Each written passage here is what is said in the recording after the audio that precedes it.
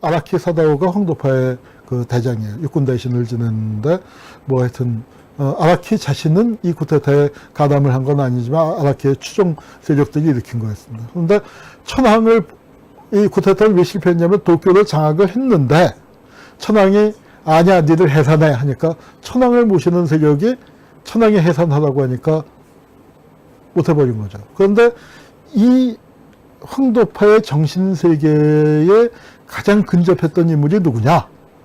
그게 박모씨예요. 박모씨. 박정희가 바로 이 황도파적인 사고방식. 나는 가난한 놈의 아들로 태어나. 전쟁으로 이제 가게 됩니다.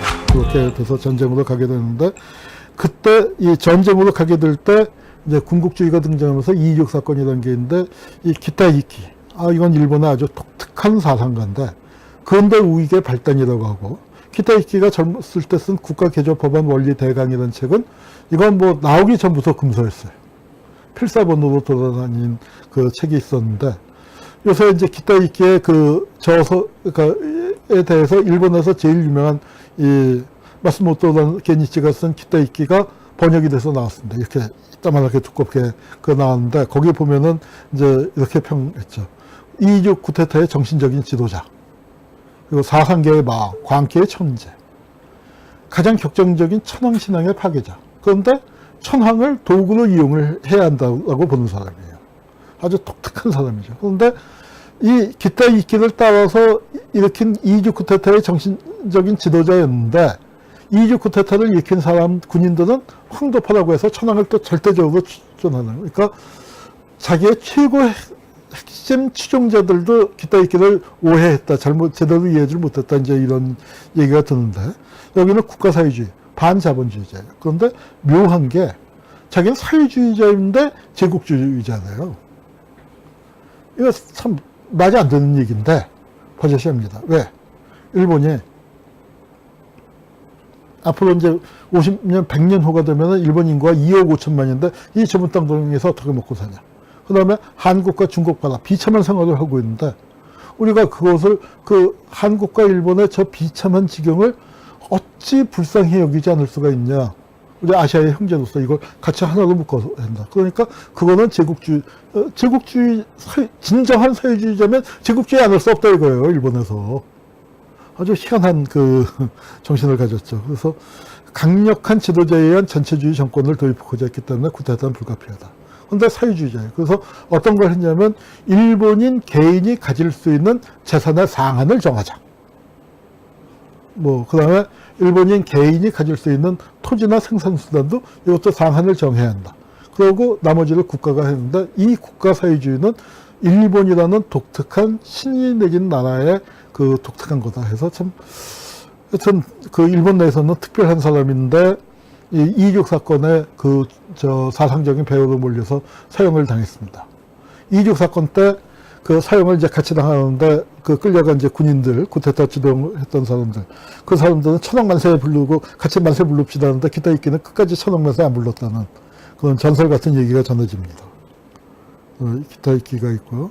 기타이키로 이이죽 사건이 일어납니다. 이이죽 사건이라는 게 일본의 최고의 쿠데타고, 그러니까 바로 이 황도파, 아라키 사다오가 황도파의 그 대장이에요. 육군 대신을 지냈는데, 뭐 하여튼, 아라키 자신은 이 쿠데타에 가담을 한 건 아니지만, 아라키의 추종 세력들이 일으킨 거였습니다. 그런데 천황을, 이 쿠데타를 왜 실패했냐면, 도쿄를 장악을 했는데, 천황이, 아니야, 니들 해산해 하니까, 천황을 모시는 세력이 천황이 해산하라고 하니까 못해버린 거죠. 그런데 이 황도파의 정신세계에 가장 근접했던 인물이 누구냐? 그게 박모씨예요. 박모씨. 박정희가 바로 이 황도파적인 사고방식. 나는 가난한 놈의 아들로 태어나. 그리고 뭐예요? 기타이키가 공격을 했었던 건 최고의 공격 대상이 좌익이 아니에요. 정재계의 거물들, 부자들, 평등주의. 자, 박정희가 재벌을 키우긴 했지만 상당히 평등주의적인 사상을 갖고 있었던 사람입니다. 박정희는. 전두환까지도 그런 부분이 분명히 있어요. 전두환까지도. 근데 그 이후에 노태우나 이명박, 박근혜는 이제 완전히 그쪽으로 전혀 다른 세계를 살았는데, 이런 황도파적인 발상, 요거는 따로 좀 연구를 해야 할 부분이 있고, 나중에 친일은 살아있다. 한국 내에서 친일파가 어떻게 일본 우익하고 연결되어 있느냐.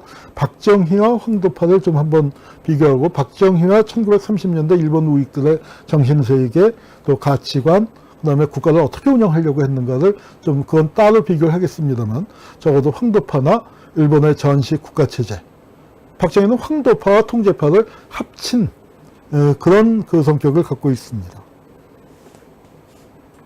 그래서 바로 이 소와 유신. 자, 10월 유신이 유신 삼형제예요. 아까 뭐 헤이세이 유신이니 레이와 유신 얘기를 했지만, 박정희 입장에서 볼 때 명치 유신. 근데 진짜로 박정희가 명치 유신은 정신을 본받자고 한 거고, 진짜로 박정희가 본받으려고 했었던 거, 박정희에게 영향을 미쳤던 거, 박정희 청년 시절에 있었던 이 소와 유신, 226 사건. 226 사건 그게 박정희에게 영향을 미친 겁니다. 그래서 10월 유신을 그 유신이라는 말이 거기서 나온 거잖아요. 원래 시경에 있는 말입니다. 주수기방이나 김영유신이라. 주나라가 비록 오래된 나라이다 그 명이 날로 새롭군요. 유신은 명치 유신만이 아니라 대원군도 유신이라는 표현을 썼습니다. 하미어 유신, 모두가 참여하는 유신. 대원군도 유신이라는 표현을 썼지만, 박정희가 대원군 읽고 유신을 갖고 왔겠습니까? 명치 유신, 소화 유신에서 갖고 온 거죠. 그 소화 유신 시기를 대표하는 사람이 고노에 후미마가예요. 일본에 보면 이제 천황가가 있고 귀족 가문이 있는데, 천황가 다음가는 귀족 가문이에요. 거기에 종손이에요. 근데 잘생겼어. 그리고 말도 잘해. 글도 잘 쓰고. 그래서 아주 인기가 있었는데, 이런 비평을 받았습니다. 후지산 같다. 후지산이 일본의 이제 정신적인 거 아니에요. 근데 이 후지산 같다는 사실은 좋은 뜻이 아니에요. 나쁜 뜻이에요. 멀리서 볼 때는 굉장히 아름다워. 근데 가까이 가서 보면은 황량하기 그지없는 황무지다 이거예요. 고노에 후미마도가 그런 사람이었다 했는데, 폼은 되게 났어요. 폼은 되게 났는데, 왜냐면은 중일전쟁 난징 대학살의 책임이 있고, 그리고 군부한테 계속 끌려다니면서 하면서 갖고 일본을 진짜 파시스트 국가로 만들려고 했던, 일당제 국가로 만들려고 해서 대동아 공영권 건설을 위한 신체제 운동, 동아협력체, 협동체, 그 다음에 신체제, 이런 것들을 좀 사상화시키려고 했었던. 그래서 일본 내에서는 좀 독특한 위치를 갖는 그 체제 내에서 이제 했는데, 이 사람은 자기가 태평양 전쟁은 반대했어요. 중일 전쟁 그렇게 이제 확전을 했지만, 그거 미국하고 전쟁하면 그건 분리해야 안 돼. 이제 그랬는데, 그리고 미국하고 화평 교섭도 좀 하려고 했었는데, 잘 안 됐습니다. 그리고, 전쟁이 끝난 다음에, 메가더하고 잘 교섭을 해서 평화헌법을 만드는 임무를 맡았다가, 일본 내에 여러 사람이 들고 일어났어요. 고노에가 그 전쟁으로 끌고 간 장본인데, 그게 또 평화헌법을 만드는 건 말이 안 돼. 했더니 미국도 그런가 하고 A급 전범으로 이제 분리를 했습니다. 그랬더니 자존심은 있어갖고, 나는 시내 법정에서 재판을 받아야 돼. 미국 놈들 앞에서 법정에서 재판받는 거 있을 수 없어. 하더니 자살했습니다. 청산가지를 먹고 자살을 했는데, 웃긴 게 도조 히데키 있죠. 도조 히데키도 자살을 했는데 참 모르겠어요. 군인이 권총 자살을 했는데 자살 미수가 됐어. 권총을 어디다 쐈길래. 그래서 그 도저는 두고두고 참 그 사람의 죽음을 갖고 얘기하면 그렇지만 놀림을 받았습니다. 일본 우익 내에서도 저는 수많은 사람들을 죽게 하고 수많은 사람들에게 옥죄하라 해놓고도 저는 벌벌 떨어갖고 권총 자살할 때 그게 빗나가서 결국 재판받아서 교수형이 됐죠. 호소가와라고 침략전쟁을 사과했었던 일본 수상이인데, 호소가와가 고노에의 외손이에요. 그래서 이제 일본에서 보면은 총리 지낸 사람들, 대신 지낸 사람들 보면은 다 할아버지나 다 연결됩니다. 일본 국회의원의 몇십 프로라든가 한 절반쯤이 세습 지역구예요. 우리나라하고는 비교가 안 됩니다. 이게 악명 높은 도조 히데키인데, 도조 히데키입니다. 근데, 자, 1990 몇 년인가? 90한 3, 4년, 4, 5년경에 그 캐나다, 아니야, 네덜란드 학자가 책을 낸 게 일본에서 전 세계적으로 데이트를 했어요. 애니그마 오브 제페니스 파워. 일본 힘의 수수께끼. 일본이 갖고 있는 힘의 수수께끼란 건데, 일본을 거기서 어떻게 묘사했냐면, 헤들리스 몬스터라고 했습니다. 대가리가 없는 괴물이에요. 군국 일본은 괴물입니다. 근데 대가리가 없다는 게 뭐냐면은, 나치 하면 누구예요? 히틀러. 이태리 파시즘 하면 무솔리니예요. 일본 군국주의는 누굴 꼽아야 합니까? 누가 히틀러 같은 역할을 했죠? 없어요. 고노에 후미마도? 에이, 한참. 도조 히데키? 아유, 아니죠. 그럼 천황? 그것도 아직까지 해요. 천황의 궁극적인 책임이 있는 건 분명하지만, 그렇다고 천황이 전권을 해도, 천황도 어찌 보면 군부한테 끌려간 측면도 분명히 있어요. 군부를 업고 가고, 군부가 천황 핑계대고 하는데, 다들, 그러니까, 뭐냐면은, 엄청난 일이 벌어졌는데, 너지 하면, 아니야, 내가 아니야. 쟤 때문이야. 쟤한테 가면, 아니야, 쟤 때문이야. 서로 수건 돌리기 하고 있는 거예요. 그래서 일본은 괴물인데, 헤들리스 몬스터다. 군국 일본의 한 명의 악당을, 우리 슈퍼 악당을 찾아서라는 그 만화도 있잖아요. 다른 데는 뻔해요. 그리고 다른 악당들도 많죠. 그 독일에 가면 게벨스도 있고 아이히만도 있고 여러 명 있지만, 그거하고 히틀러는 너무 현격한 차이가 나잖아요.